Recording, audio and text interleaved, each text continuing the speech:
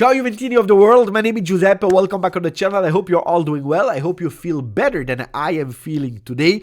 You hear it at my voice? No, your audio is not broken. It's Beppe that is broken. You can also see it at my face. I am not 100% healthy yet, but after 2 days of absence, I wanted to come back. I wanted to record again, and I'm super happy because we have so much to say about our beloved Juventus. We speak about the upcoming game, Lecce, Juve, that is important. And yes, I'm repeating, it's important every single day. Why? Because the guys are doing well.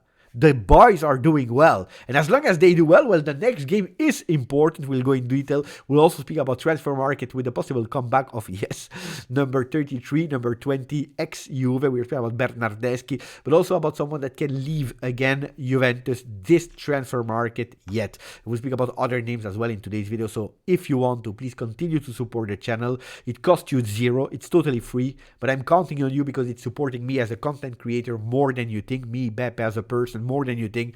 Just that. Maximum of like, continue to subscribe to the channel because now we start. And before speaking about the actuality, I really want to say happy birthday to Claudio Marchisio. You know, sometimes I stop and I think about the luxury that we Juventini have, because every single day, you're celebrating a legend of Juventus that is or having the birthday or scored a fantastic goal, because I don't know if you know, but on this day, years ago, Paul Pogba, he presented himself to the world with that banger against Udinese. So today, the 19th of January, we can celebrate a few things. And you know what is the most beautiful thing? Is that now, as we speak, we don't know what we are seeing on the field. We don't know if we are watching maybe the next legends of Juventus. How can they become legend? Well, first of all, if on the end of this season, we will be there lifting that trophy in the air. Because if you win it, you're writing your name in that legendary book of the Bianconeri. But that's really long. Let's first start speaking about Marchisio and then about the rest, the actuality. Because before speaking about Scudetto, we have to speak about Lecce, of course. Marchisio, two memories that comes in mind immediately. The first one, the first time I went to the Allianz Stadium, that back then was called still Juventus Stadium.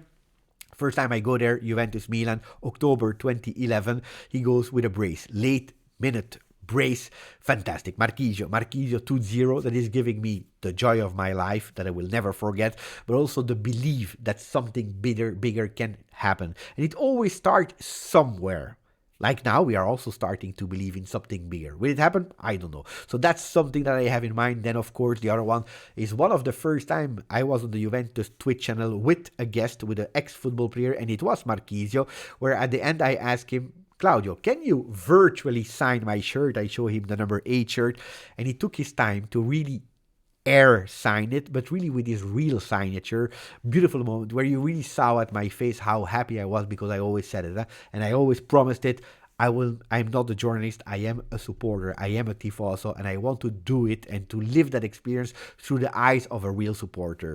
You know, with Bianconero until the end. Now we go to the actuality. Where did we stop the last time that we spoke about Juve on the channel? Well, it was the post-victory 3-0 over Sassuolo with a brace, fantastic brace of Dusan Vlahovic and the goal of Federico Chiesa. And from there, we go to Lecce. A Lecce game that is incredibly important. I already told you in the intro of the video why important. Because the work of the guy. We have doubts maybe about where we will end at the end of the season, but we have no doubts about the intensity that they are putting on the field, the belief that they are doing there. And if you continue to win like we did and we had to do against Sassuolo, well, that dream is keeping alive by these guys that are doing everything to continue to believe in that dream. So we go back now after 1 year where we played against them in their home, a tough game, a really difficult moment last year where we were able to win 1-0. Well, this year they went in our home. We have beaten them also there in a difficult game, only 1-0, not with the most beautiful performance. Now we are going again in their home. And I can already anticipate you, it will not be an easy game. It will not be again the game where you think, wow, it's Lecce, they are there, middle team, bottom table of ranking of Serie A. We go there, we will win 6-1 like Salernitana, 3-0 like Sassuolo, 4-0 like Frosinone. Wait, Lecce is a tough team to play against, I can guarantee you that. So nothing is granted. And sometimes, you know, you have these games that are telling you a bit more about that story. First of all, we have to be mentally extremely strong. Why? Because it's a game that you already know that if you win virtually, you're there on top, even if it's only virtually. But you know, virtually, these kind of things, they can bring you in the future beautiful memories, like virtually how Claudio Marchisio signed my shirt. Well, it's always there, a beautiful moment in my life. Maybe the game of now, of Lecce Juve, the victory, maybe even a 1-0, maybe about someone that is not even expected to score a goal like that is bringing us the 3 point, can mean a lot into the future. So that's why it's an important game. And if you remember well, last year when we played in their home against Lecce, it was actually someone that we were not even expecting, that changed the history not only of Juve, but also his history. We are speaking about Niccolò Fagioli, that entered at the 46-minute second half, scoring a beautiful goal, alla Del Piero. We all remember that goal, changing his future, because now, unfortunately, he is not on the field with the guys, and he's missing it. He said it in front of the microphones a few days ago. He's missing it, but he's super proud about what the guys are doing even without him. Well, we can't wait to find him back at maybe the last game against Monza, having him on the bench celebrating with the Juventini together. But it's changing really the destiny of some people. Like last year, it changed the destiny of Weston McKennie, that was not doing a great season, and in that half, because of a small injury, he had to be subbed out. Fagioli enters, changes destiny, and also changed the destiny of Weston McKennie, where Juventus understood, okay, he's not doing well, Fagioli is starting now to raise, especially after the Inter game and so on. Maybe we can loan him out, and maybe also with the possibility to sell him, because he has no future at the moment at Juve. Well, he went to Leeds, bad experience, he comes back, where he's doing a fantastic season, MVP of the first round, according to me, without any doubt. Weston McKennie, the beautiful surprise. I believe that even him is extremely surprised about what he's delivering on the field. Well, from Lecce to Lecce, with a total different Weston McKennie. A Weston McKennie that 1 year ago was about to leave, a Weston McKennie that this season is about to extend, and we are happy to see Weston extending, because he totally deserves it. So I can't wait to have him back on the field after him being suspended the last game. Luckily, we didn't miss him too much, but it's great to have him. The doubt, of course, in the starting 11, and maybe tomorrow we'll know a bit more about it, will be, and I think it will be a doubt until the end of the season, who starts next to Dusan Vlahovic. Will it be Federico Chiesa? Will it be Kenan Yildiz? And this time, I don't want to answer too much on that question now, today, maybe tomorrow. First of all, I want to ask you, your opinion. Who starts? Yildiz? The Yildiz that we saw, or Federico Chiesa that also scored his goal on open play against Sassuolo?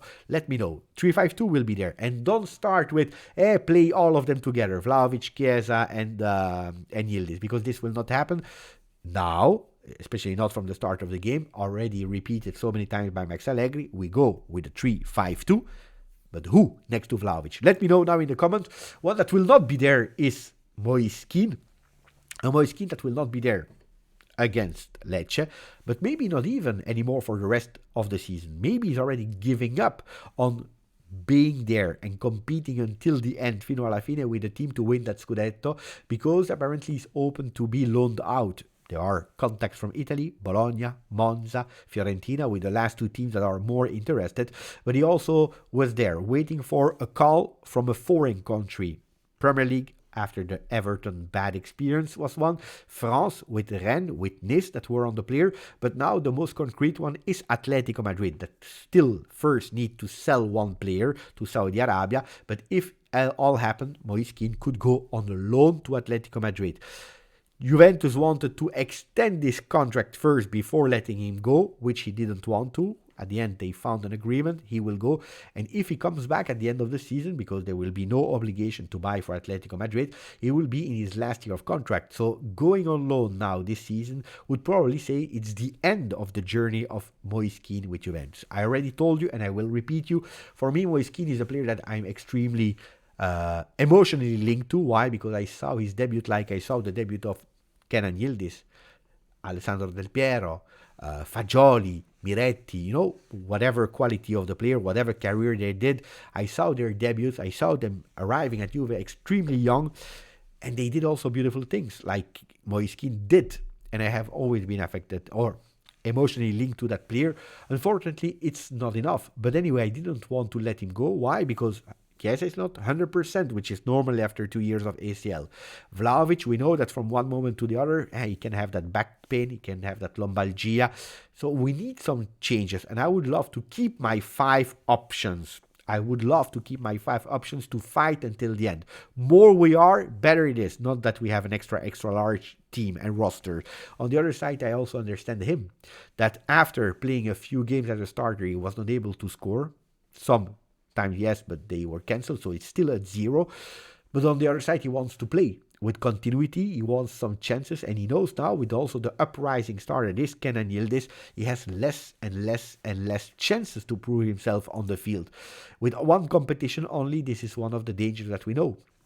On the other side, who could come for free on a loan to replace Moise Kean? Well, probably it could be, and yes, it's true, because sometimes we are mentioning it on the channel without believing it too much, or hoping on the other side that it doesn't happen. Well, Federico Bernardeschi could be one of the players that could join Juventus. It starts to be more and more and more concrete, where Juventus, they try to sign a better midfielder, a qualitative midfielder, an extra player. They were not able to find one that were really convincing in terms of finance and quality, skills, and what he could bring on the team, but also in terms of behavior and character. And they are saying if we are losing a man, we need at least in terms of quantity to have a player that can play in these rotational minutes of the end of the game, or maybe be there in different positions. So Bernardeschi is an option. He would not complain about salary. He just want to go with a 6-month loan back to Juve to give his support. Again, is he the player that I'm dreaming about? No. Do I believe it will happen? I start to believe that there are some chances that it can happen. There are one that will not happen, and now it's a certainty. It is Henderson that goes to Ajax. It's really strange sometimes, the differences of how people are perceiving something. You know, remember the first time that we mentioned the name of Henderson, I believe it was 1 week ago. I saw all the comments on the YouTube section telling, no, Henderson, we don't want him, we don't want him, no. He goes to Ajax. He beat every single record of shirts sold in 24 hours. There are no shirts anymore with the name Henderson.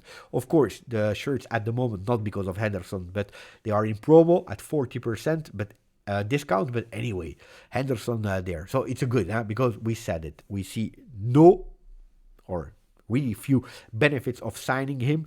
Better for him to go to Ajax. He did with the number 6, and we will not have him to Juve, so we can already say closed chapter. But Juventus is not going for him for a simple reason. They have one in mind. They have a player in mind. They have a big target. Today we are not sure if we are able to sign, but they have one. Look, Tuttosport is giving us 3 names. Sudakov, Merino, and Koopmeiners. I don't know who will come. One thing that I can tell you is I trust Giuntoli a lot, because he showed me already last season not saying yes at whatever offer they arrived for Vlahovic, for Bremer, for Chiesa, for Zakaria. He said no, or our condition or no condition. And I'm really happy for that, because he doesn't go to whatever player just to have a player this transfer market. If it's not who we want to, we don't go for the player, and that's a good strategy. So he will probably also receive the trophy today on the Globe Soccer Award in Dubai, surpassing the one of Manchester City, the other sporting director, for his work, of course, at Napoli, but also for what he's showing already with Juve. So I think it totally deserves, and he has all my trust. So who is the big one on that list of the 3 players? Koopmeiners apparently is really the player that Juventus already decided to go for. Does that mean that 100% we will sign him? No, but it's a player that is convincing everyone. I already spoke about the quality that they have, that physicality, the way that he's able to play offensively, defensively, playing in different roles in that midfield, having that huge physicality to go on contrast, but also the vision to play. He's a player that knows the language, knows Serie A, knows what Juventus represent, and he's really a player that Juventus is targeting. In Gazzetta dello Sport are even showing how they could potentially play next season. Of course, with the same team, with the addition of Jallo that could be there next week. So pay attention to put the notification ring on for next week. Jallo on the left side replacing an Alexandro. Koopmeiners that could be there in the middle of that 3-5-2 with Locatelli as a regista, with Rabiot on the left. And I believe that Koopmeiners and Rabiot, well, it's not a bad one. Of course, Rabiot, the discussion will be to go ongoing. Will he stay with us? Yes or no? Will he extend 1 year? Will he extend 3 years? Will he stay in case of Max Allegri will leave? A lot of question mark, but he repeated it so many times. At the end of the season, March, April, that's where we start a negotiation. That's where we start discussing, and then we will see. At the moment, focus on one objective that is much more than the 4th position. Now, again, why these 3 players? Koopmeiners, we already spoke about it. You know it. He can do different things on the field. Sudakov is the more creative one. He just won, by the way, best player from Ukraine, but best creative one, the most offensive midfielder. On the other side, Merino, most experienced one, but also the one that is also bringing a bit more solidity defensively. So 3 players that Juventus is monitoring. One of the 3 could potentially join Juve, without forgetting that a Fagioli, that could potentially go back for the last game of this season, will be a new player next season that is entering Juventus, and we still believe in the kid that have a lot of things to show. One that could leave next season, and some are even speaking about this winter, is Kostic. Look, I tell you, I don't believe that Kostic will leave. I would think as well that it would be extremely stupid for Juve to sell Kostic now to Saudi Arabia. First of all, because there is nobody that is coming with a huge big offer. They are even speaking about, an option to buy or obligation at the end of... No. If you want a player, especially in Saudi Arabia, go and show me the money. Otherwise, we don't even sit at the table. On the other side, it would be stupid. We have Ealing Jr. that is in a growing phase, more and more and more. Let him grow. But we have 2 players on the left. We have 2 players on the right. With Weah, with Cambiaso. On the left, we have Kostic. We have Ealing. Cambiaso could potentially also play on the left. Keep things as they are. Then if you tell me, we sell Kostic and we go with a top fantastic left side player, why not? But we know that there is not even the possibility. So don't touch on Kostic at the moment. Can Ealing Jr. have more minutes? Yes. Can Cambiaso be a starter on the left side if we have a Weah at full performance? Yes. But don't just put Kostic away because it's a trend to say Kostic out, or because he's in a moment of difficulty. We need a Kostic. Don't forget about it until the end of the season. On the other side, I really wanted to touch upon the Supercoppa that yesterday saw a really sad image, according to me. Gazzetta is saying that the Inter, they have hunger. They want to win that trophy. Today they will play against Lazio. Yesterday there was another game. There was Napoli-Fiorentina, with Napoli that won 3-0. But we all saw it and it went viral. The images of the empty stadium. They have like 26,000 capacity in the stadium that was playing yesterday, the Supercoppa, where they had a capacity of 9,700 people. So not even half of the stadium was filled. And to be honest, when you're looking at the image, probably there were even less than 9,700 people in that stadium. Really, really, really a pity. And that shows again that Serie A needs to be marketed much better, because we are still speaking about Napoli that won the Scudetto last season they won the Scudetto, so it's the reigning champion that is going outside in a new formula, because Supercoppa format has changed, copying a bit the Spanish one, where there is nobody. There were 24,000 people that were watching Barcelona Osasuna when they were there 2 weeks ago. We have 9,000 here for Napoli-Fiorentina. And of course, it was better to have Juve, that deserved it, by the way. It was better to have Milan. Of course, they have a much bigger fan base than Napoli and Fiorentina, but we are still speaking about the reigning champions, and they are not able to fill the stadium because they are not showing any interest.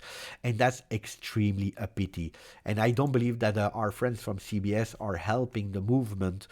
Probably they will have a lot of viewers in the beginning, but probably these viewers will be extremely disappointed, because if the image, and go online if I'm not able to edit that video because I'm sick, go online, or maybe go to in our Telegram group if you want to watch the picture. But the poster that they are putting to promote the Super Cup is a poster made of 5 players. First of all, there are 4 teams, but they are showing 5 players who, in huge, the biggest one is Christian Pulisic. That is not even there because Milan is not traveling to Saudi Arabia. They will not play any game, but that's already a bit misleading. On top of that, they are putting Paulo Dybala, and also there, Roma will not travel because they are not qualified. They are putting Dusan Vlahovic, that Juve is also not there, and Dusan Vlahovic, on top of that, he has the shirt of last season of 22-23. Then they are showing Victor Osimhen with Napoli. Okay, Napoli is there, but Victor Osimhen is in the African Cup. So not even there. So that's already 4 out of 5 players that are actually misleading the fans. And then they are showing Lautaro Martinez that yes, will be there this evening. He will play. But that's a real big pity because you are misleading your fans, showing strange images, not even a beautiful graphic.